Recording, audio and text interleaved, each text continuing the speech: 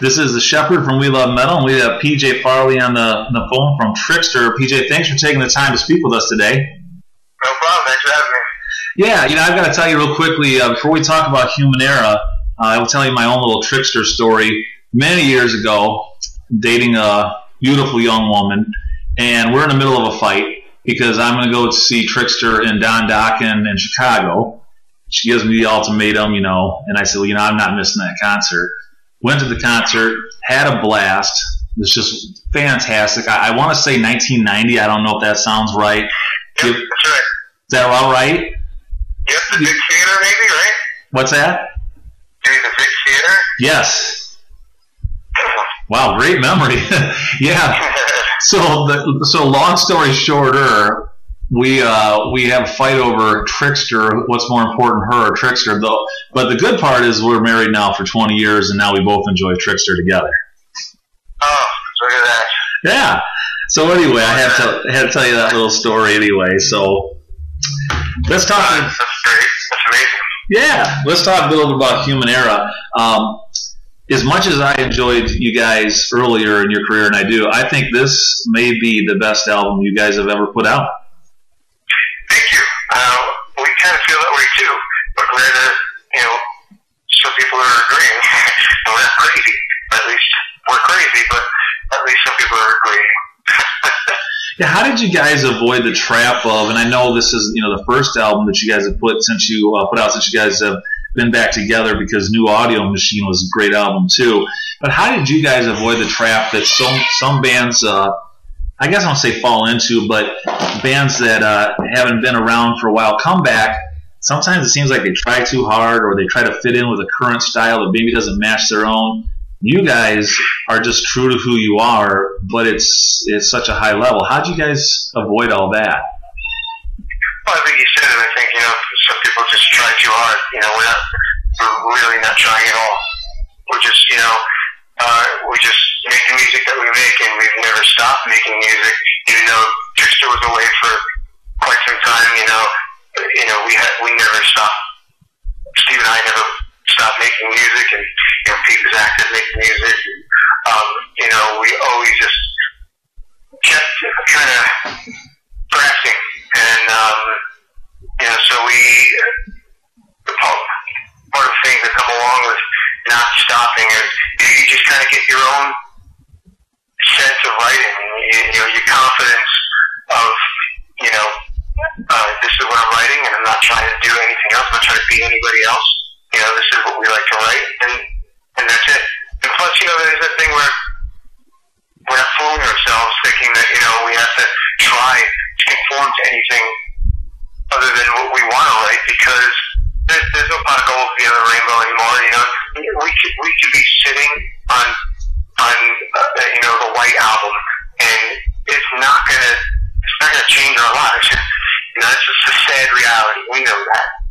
So the pressure that we used to have making records, and all bands used to have, was, look, this song isn't gonna break an AOR. This song isn't gonna the heat seekers. It's not. We need the heat seeker and all that stuff. That doesn't exist anymore. We just need to make a great, honest record. Well, you certainly have done it. I mean, Human Era is fantastic. There's parts of it, of course, people dig this, people dig that. What are you most proud of individually of the album? I'm proud of the fact of how it came together, kind of almost unbeknownst to us. We weren't really planning on making a record, and Frontiers asked us, and we're like, all right, we weren't against it, but it wasn't on the radar. We're real busy and stuff, and we're like, all right, yeah, sure, why not? Well, we had a great time in the last one, and so you got a good batch of songs to start with, and it just started turning out from there. And once we got the first couple of batch of songs done, we were like, wow, this is actually coming along pretty cool and pretty quickly. And then, with the whole Human Era, the title, and the whole concept of it all and everything, and that song, Human Era, really just tying everything in together. It's really cool because the song starts with the song we wrote 25 years ago, and it ends with the last song that we wrote.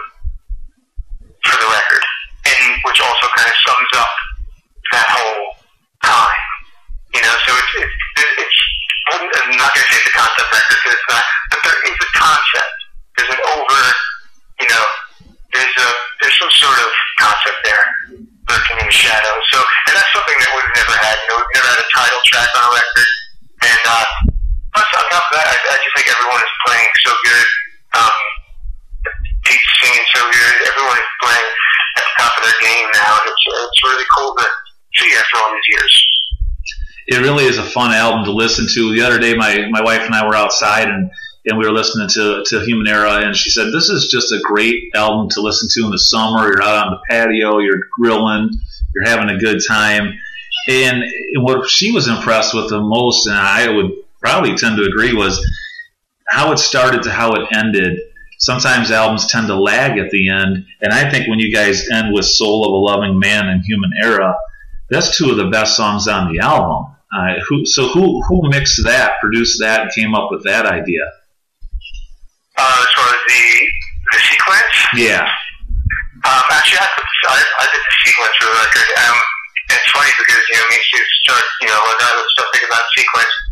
I typed it up on my phone, I sent it to him, and he just said 2 words, that's it. And I was like, I knew it, the sequence, it just came so naturally, like, this has to go here.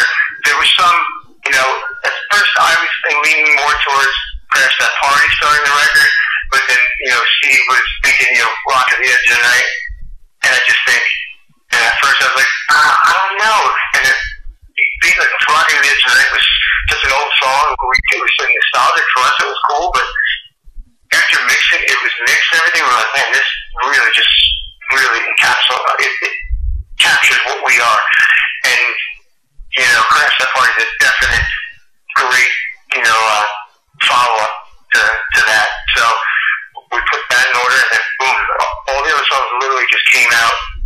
There was no scrambling. It was like it was meant to be, that order. Well, speaking of order, in kind of the heart of the album, or the middle of the album, Every Second Counts and Beats Me Up, 2 slower songs kind of packaged together. Sometimes bands won't do that, but that side by side is a really kind of a touching part of the album. Would you agree? Yeah, I do. There was something about that also. I mean, I wasn't so concerned, right? Everyone usually, the old mentality is, that was got to be fourth and stuff, but, I was just like, you know what? The flow has to be right, and,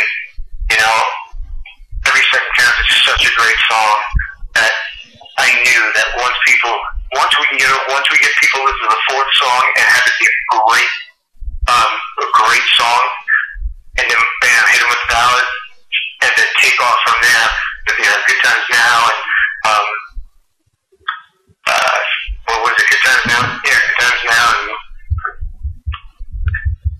what the hell is it? Midnight in Your Eyes. Midnight in Your Eyes. Midnight in Your Eyes. And All Night Long is, really picks the album back up. Soul of a Loving Man. Then we close out with Human Era, which has such a tone to it that I knew once I had the vision for this song, I knew that this is the last song on the record. Before we even had it finished, I'm like, this is the last song on the record. So it all came really easy, and that's a true sign of when something is working. This might sound like an odd question, but I'm going to ask it anyway. You guys have such a fresh sound, but when I look at when I look at you almost physically now compared to when you were younger, you guys look like you are in great shape physically. Does that play a part in what you do? I don't know. We feel young, so I guess keeps us looking young. Yeah, well, there's and relatively speaking, we are young. If you compare us to other bands in the genre, we are young. Yeah, it's just great energy, though. It's just something that's really fun to be around. Will we get to see this on tour? Hear this on tour? Yeah, absolutely. We start in 2 weeks. We got a couple shows on 4th of July weekend, East Kansas, and then we're going to Golden, Colorado on the 4th. And then we pretty much every other weekend, pretty much until the end of the year. Excellent. I hope to see you somewhere around the Chicago, Milwaukee area. So that's where I'm. Yeah, we're coming to Beacon, Illinois for Rock and Skull in October. Okay. Yeah, that's a little bit down the road, but not too far from here. Yeah. Excellent. What was up with Eddie Trunk? Did you guys do something with him recently? I thought I saw that on maybe Facebook page or. Yeah, we did that in Hollow with him last night on Hair Nation on Sirius XM. What was that experience like? Oh, it's great. I mean, Ed's been our buddy, growing up in Jersey. We live 15 minutes away from each other, so we grew up, in Jersey together. So he's been a friend of ours for so long that every time we go in the same room, we just laugh our asses off and have a good time, That's excellent. That's great. What for people that have not seen you guys live before, what would you say what's the reason to come see Trixter? Oh, because it's definitely going to be a fun show because we're not up there trying to be anything that we're not. There is some great songs with great energy, laced in with some humor. And more importantly, you're going to see four guys who are genuinely having a good time up there and moving around and, giving you what you paid to see, We're utilizing the stage, we're moving, we're switching sides of the stage, we're, interacting with the crowd, we're generally having a good time. Are there differences for you as performers, like if you're at a big festival or if you're at maybe a smaller club? Do you prefer one over the other? No, they both serve different purposes. I was just talking about this in another interview before that, the grandiose feeling that you get when you're playing an arena with 18,000 people is something that's so surreal that, we get up there, we just get to practice the moves that we grew up practicing, imagining us playing in arenas, and you're seeing it, and there's an overall sense that you're playing something so big for so many people, but you don't feel it the way you do in a club that has, that's packed, whether it's 300 people or it's 1,100 people or 800 people, but it's packed, you feel the energy. That is something that's I think more attractive than, kind of